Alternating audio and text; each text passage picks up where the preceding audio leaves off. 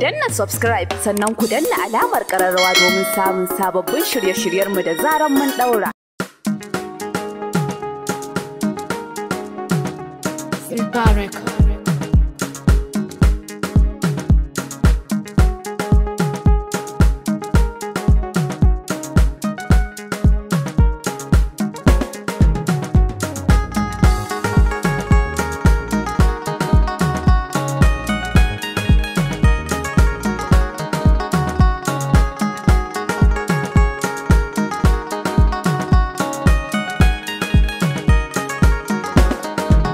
Kai wane ne nake gani nan da kafar shi kamar magobirin daji?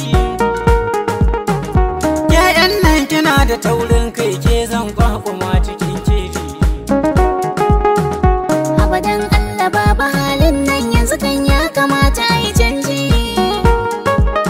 Ke ne mai arziki nake nema, nan ne za mu lashi dan yaji. Amma wannan ki dubi rigar shi, kai ka ce guguwa ta kawo shi.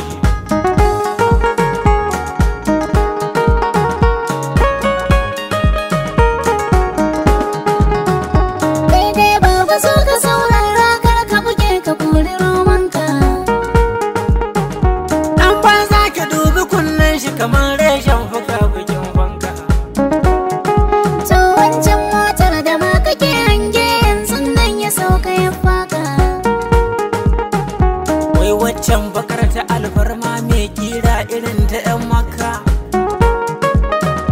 Kai da ka zo a ce in kun gaisa na so kai shiru da bakinka. Kai kuma gashi ka barar yanzu gashi gidanka babu ko sisi.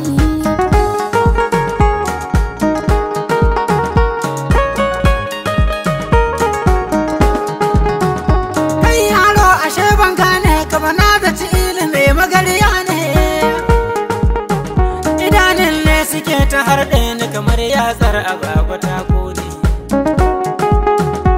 Ayya an babu komai aini na so na nemi aure ne. To kaga wannan idan ka aure ta duka bakin cikin ka ya kare. Bana tantamar ta gun girki inda ya bangare na dambu ne.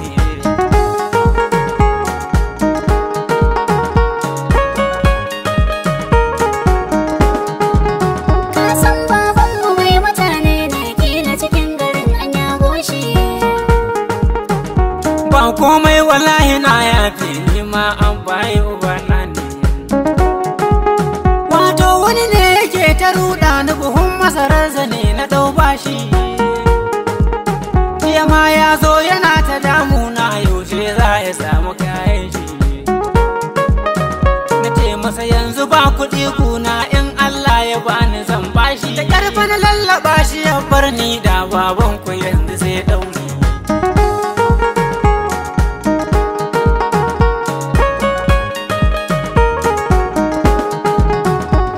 Ya an fade na yin kuka, ai matsalar ka yanzu ta kare.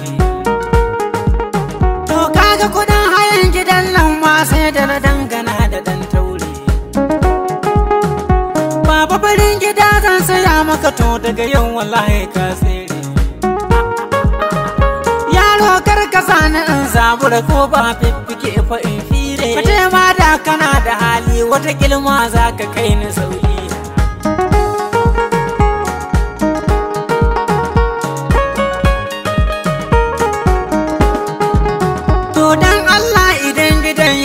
Kar a daɗe in samu 'yar Honda da yadin gezina kala 60, ba na sallaga lagar shadda. Insha Allahu an baka samu, aiwainar ka na cikin tanda. Batun aure kawai ya kawo ni, in dai ka aminta labudda. In ka shirya a zo a ɗaura yau gobe kafin